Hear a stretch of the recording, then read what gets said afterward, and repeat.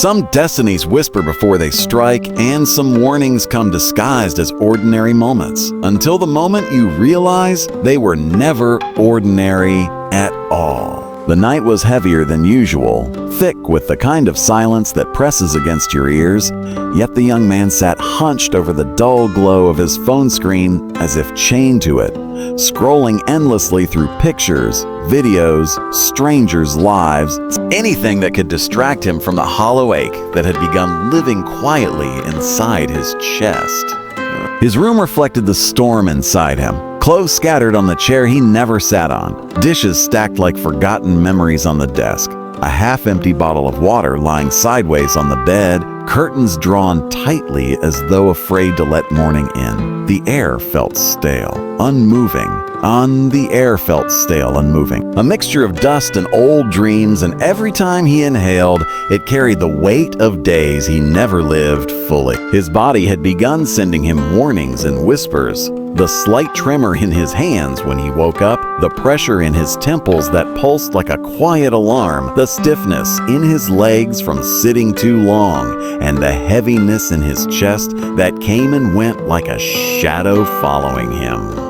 Still, he pretended not to notice, telling himself he was young, that fatigue was normal, that he would fix everything later, as though later wasn't a fragile illusion he kept pushing further away. He rubbed his eyes, which burned with dryness, yet he continued staring into the phone as if searching for something that might fill the emptiness inside him. His late nights had become routine, sleeping at dawn, waking past noon, skipping meals, eating carelessly, drinking too little water, ignoring the dull ache at the back of his neck that tightened every day. His mind was fogged, slow, like it was wrapped in cotton, and sometimes he wondered if he was losing pieces of himself without even realizing it. But instead of confronting the fear, he scrolled faster. His mother would sometimes knock softly on the door, her voice gentle yet tired. A beta, so Jiao. It's too late, but he would respond with a muted gay and never move from his spot. She would stand there for a moment, hearing the clicking of the screen, the artificial light slipping through the bottom of the door, and walk away with a sigh only mothers understand. A sigh made of love, fear, and prayers. Every morning, or what he called morning, arrived like punishment. He opened his eyes to a dizzying lightness in his head, as though his soul had not returned fully. His body ached from staying curled in awkward positions. His breath felt shallow, his heartbeat sometimes too fast, sometimes unsettlingly slow. When he stood up, the room tilted slightly. Just a second, but enough to send a ripple of unease down his spine. His reflection in the mirror had changed too. His eyes looked duller, his skin paler, the youthfulness in his face, dimming as if something inside him was slowly consuming his energy. Yet he brushed his hair, splashed water on his face, forced a half smile, and carried on, telling himself he was fine. He ate whatever he found, sometimes nothing at all. His mother's voice echoed from the kitchen, hopeful but worried. Con Kalo Beta, yet he replied with excuses, never noticing the way her shoulders dropped a little each time. The world outside continued moving, but his world felt stuck, paused between distractions, temptations, regrets, and an unexplainable emptiness that followed him everywhere. And his days were a blur of wasting time, half-hearted conversations, unfinished tasks, and the constant feeling that life was slipping through his fingers like sand he couldn't hold. He sensed something was wrong, deeply wrong, but the fear of acknowledging it kept him silent.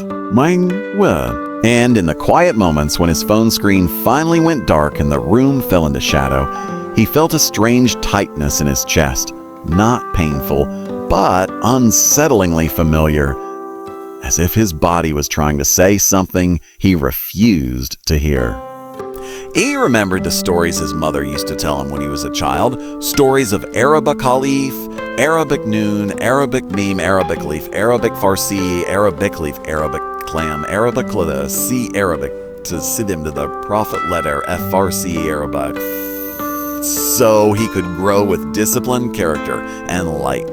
She would say, Olbaita, Arabic Farsi, Ye Arabic Waf, Arabic Sa, Ye Arabic Say, Ye Arabic Sing Arabic. Yet now, sitting alone in the suffocating quiet of his room, with exhaustion eating him from the inside and fear beginning to whisper behind his ribs, he felt the echo of her words returning like a forgotten knock at the door of his heart. Something was approaching. Something he had ignored for too long. Something that would not stay silent anymore. The days that followed grew heavier, darker, and strangely quieter, as if the world around him had begun holding its breath while waiting for something to break. And the young man felt this weight pressing on his chest every time he woke up in the late afternoon with a pounding headache and the familiar dizziness spreading through his skull like a warning siren muffled under layers of fog. He tried to ignore the moments when his heartbeat fluttered in irregular patterns, or when his hands trembled slightly as he poured water into a glass, or when climbing a single staircase felt like dragging his soul through wet sand. His mother watched him silently, her eyes following every movement, her heart tightening each time he brushed off her concern with a forced smile, pretending everything was normal. One evening, just as the sky outside dimmed into bruised shades of purple and blue, he felt a strange hollowness in his chest. Not exactly pain, but like the space inside him was collapsing, creating an emptiness too deep to ignore. He sat on the floor, holding the edge of his bed, trying to steady his breathing as tiny sparks of light danced in his vision. His phone buzzed beside him, glowing with another pointless notification. But the sound felt distant, drowned under the thudding of his own heartbeat echoing in his ears like slow, heavy footsteps approaching from deep within the darkness. He told himself it was nothing, just lack of sleep, just dehydration, just stress. The lies he had repeated so many times they felt like truths carved into the walls of his mind.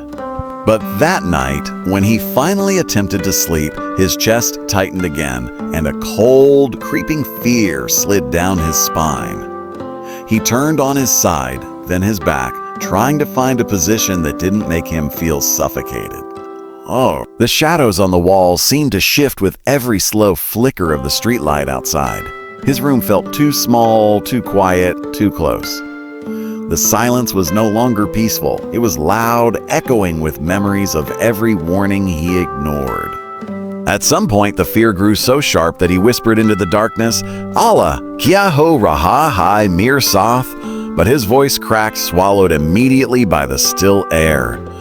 He didn't sleep until dawn, and even then, it was a restless, heavy collapse rather than real rest.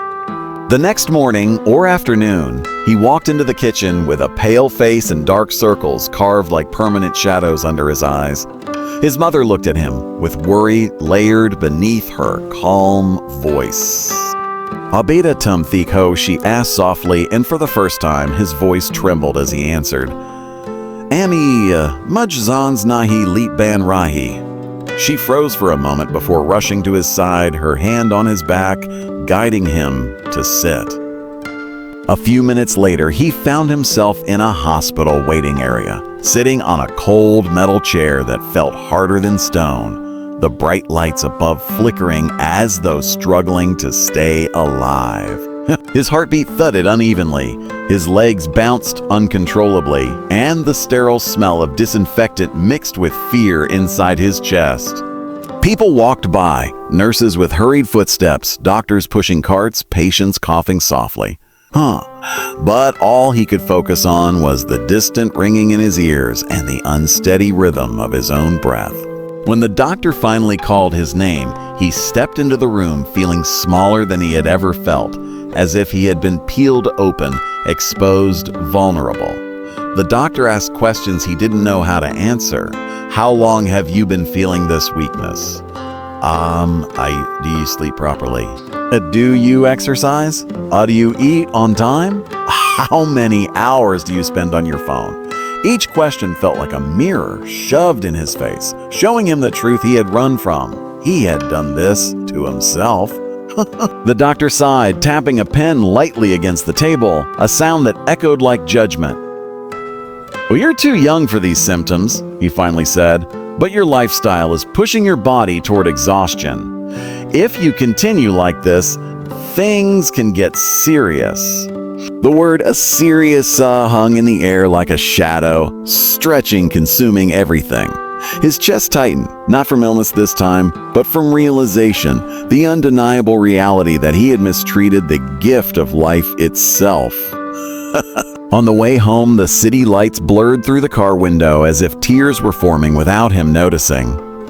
Street lights flickered, neon signs hummed, the empty roads looked colder than usual. He pressed his forehead against the cool glass, feeling the chill seep into his skin while his mother sat beside him in silence, holding back the storm in her heart. When they reached home, he went straight to his room, closed the door quietly, and slid down onto the floor as a heaviness he had never felt before crushed him from within. His breath shook, his chest quivered, and his hands covered his face as he whispered into the dark, "Yidana, main it Nadorkes Chala Gaia." The question echoed in the stillness around him, unanswered but painfully true. He had reached the edge, staring into the deep, cold pit of consequences his negligence had carved, and something inside him finally cracked, not in fear but in awakening. The night after his breaking point felt like an ocean of silence stretching endlessly around him, and he sat on the cold floor of his dim room, breathing slowly, painfully, as if learning how to be alive again.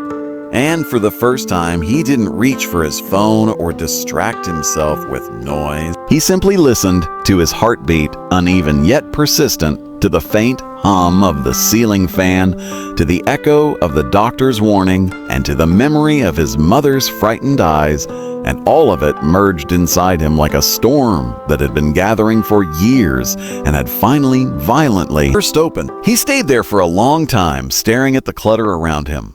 Empty wrappers, unwashed clothes, abandoned routines, each object reflecting a part of him he no longer wished to be, and a slow but fierce determination began forming in his chest, a quiet fire he had not felt since childhood.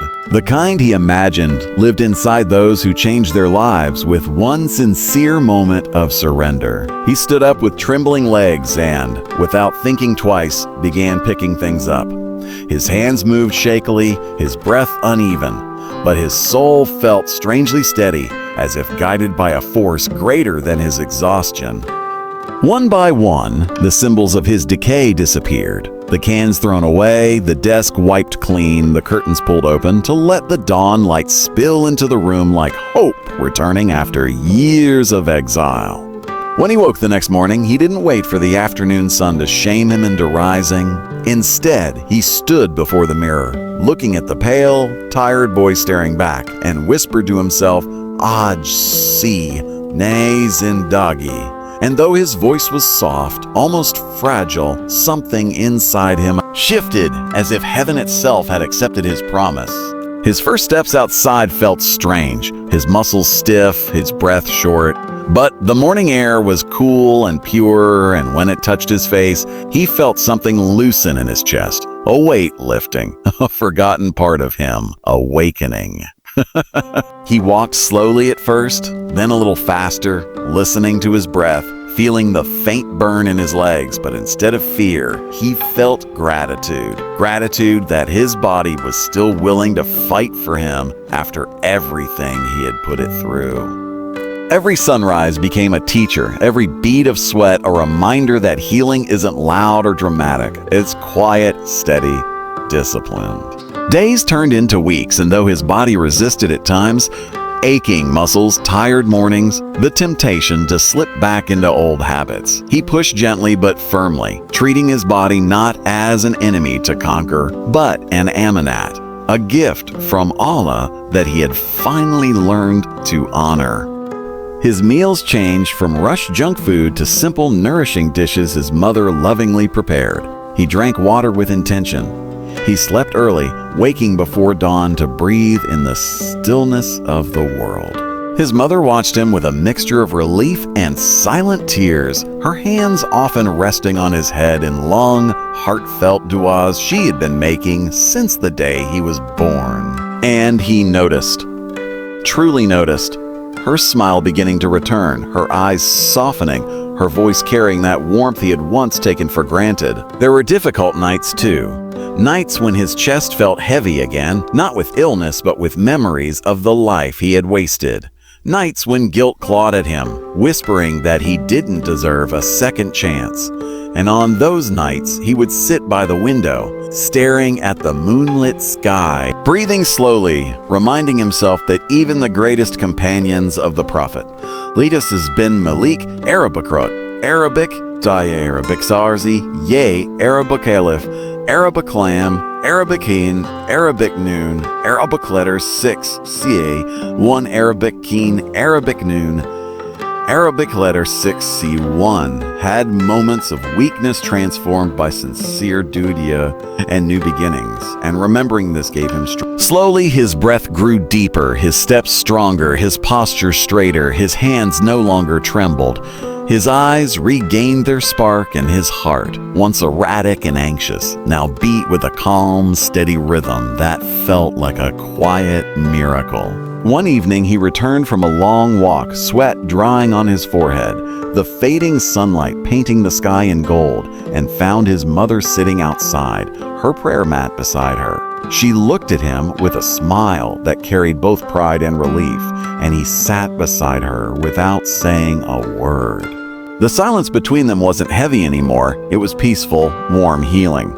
He looked at her hands, the same hands that fed him, prayed for him, held him through sickness, and gently took them in his own, whispering, Ami, Hopke, Duan Ni Mudge, Bakalia, Dei.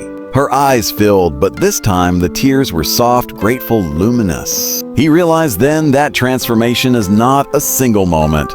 It is a journey of choosing yourself again and again, choosing discipline when laziness calls, choosing health when habits pull you down, choosing gratitude when regret tries to drown you. And as the night wrapped around them with a quiet promise of peace, he understood the moral of his journey, that the body is a trust, life is a gift, discipline is worship, and sometimes a single sincere tear from someone who loves you is enough to guide your soul back to the path it was always meant to walk.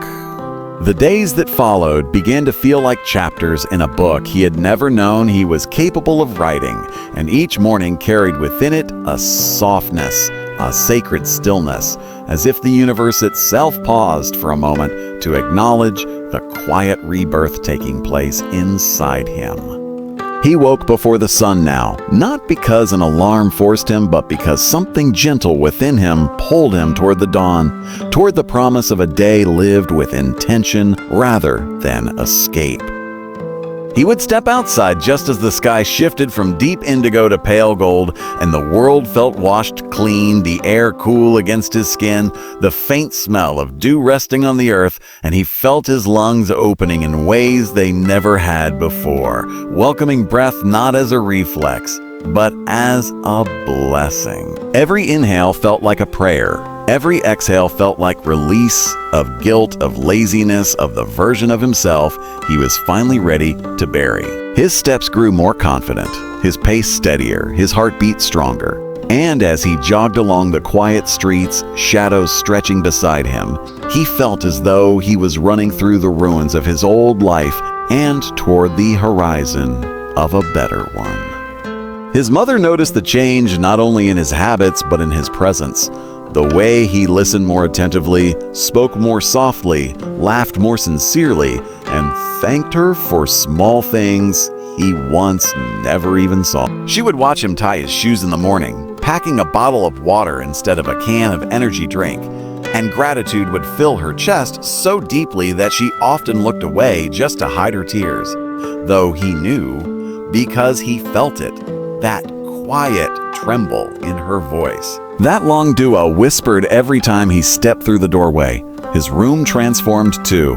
The dim, suffocating cave it once had become a place of light, fresh air, and order. He opened the windows daily, letting sunlight flood the space once cluttered with the weight of his neglect. And as the warm light touched the walls, he felt as if it was touching his heart too, reminding him that hope grows wherever we allow light to enter. He replaced the late-night scrolling with reading stories of the Sahaba whose humility, discipline, and connection to Allah lit a spark inside him that grew with every page.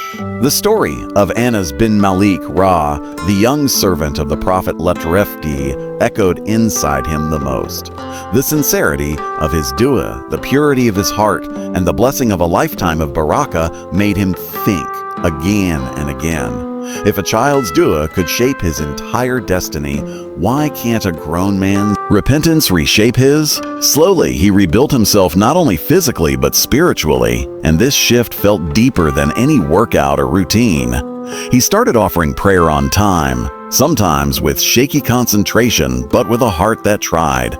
And in that trying, he found peace.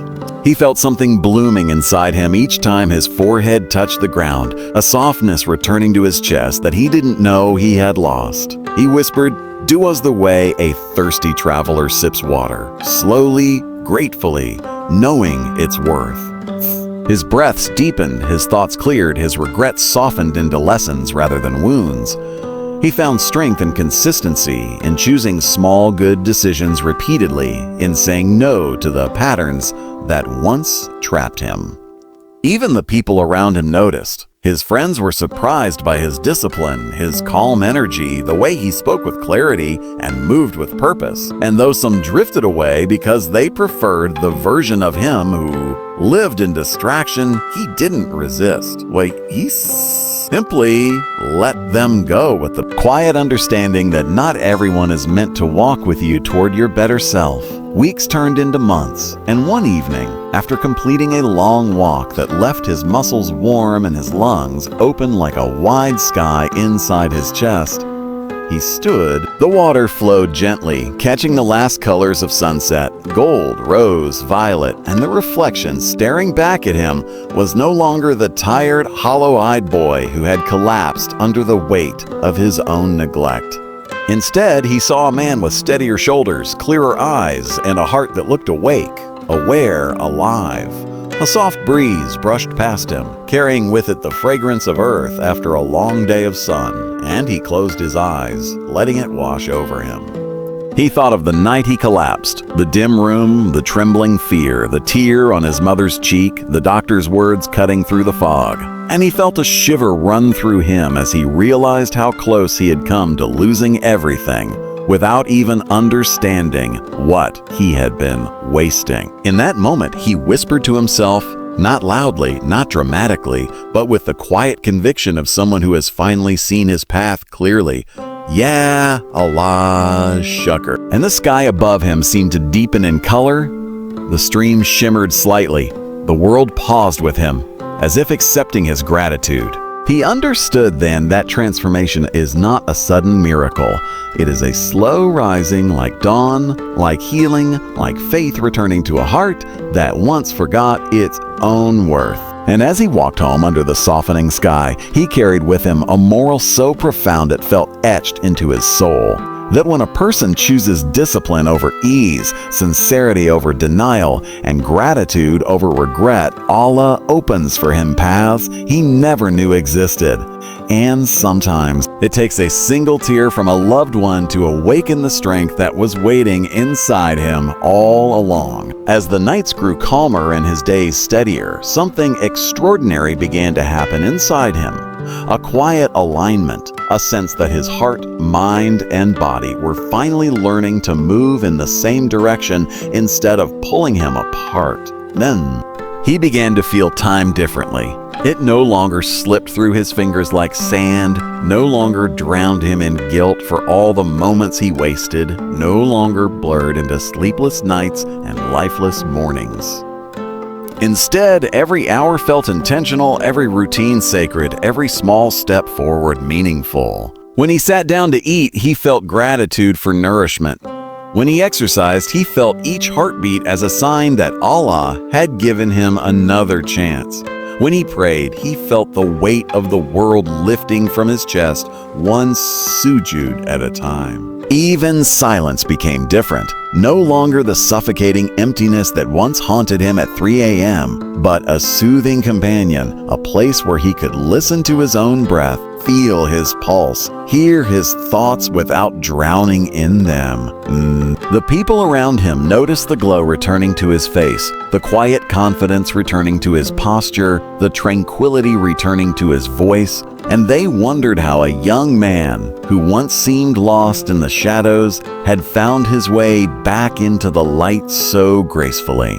But what they didn't see, what only he knew, was the inner storm he had walked through, the nights when he clenched his fists trying not to fall back into old habits, the mornings when his body ached but he pushed forward anyway, the battles inside him that left no scars but reshaped him entirely. There were moments when fear still visited him. The memory of his collapse would flash before his eyes whenever he felt a strange heartbeat or sudden fatigue, and a cold shiver would rush through him, reminding him of how fragile life can become when carelessness turns into lifestyle. But instead of letting fear consume him, he used it as fuel, a reminder to protect the amana Allah had entrusted to him. He would whisper small duas under his breath during these moments, not with panic but with trust. Yushrala, Majumati Mati, Majhe Sirda, Maji Istikamata. And with every whisper, he felt a calmness settle inside him like soft rain falling on dry earth. He started journaling his days, not with fancy quotes or dramatic declarations, but with simple reflections. I woke early today. I felt grateful today.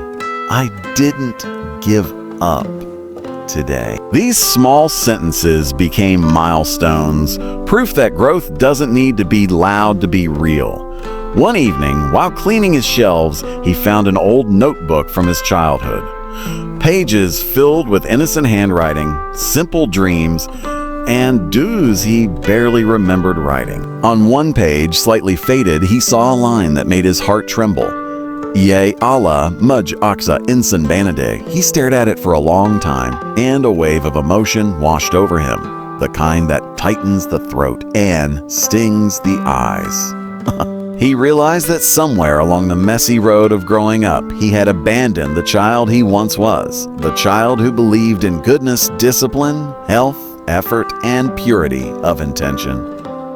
But life, in its strange mercy, had led him back. Not to who he was, but to who he was meant to become. He closed the notebook slowly, pressing his hand over it as though protecting the dua written inside, and a deep, warm understanding filled him. That perhaps his collapse was not punishment, but rescue. Not an ending, but a return. Not a downfall, but a rebirth. Shoo. And as he stepped out onto the balcony, the night sky stretched above him like an open book, full of stars, full of signs, full of reminders, and he felt his heart whisper a truth that he would carry forever, that a person is never truly lost when he turns back. That weakness can become strength when met with sincerity, and that the dua of a child, the tear of a mother, and the mercy of Allah can rewrite a destiny in ways that no human eye can foresee.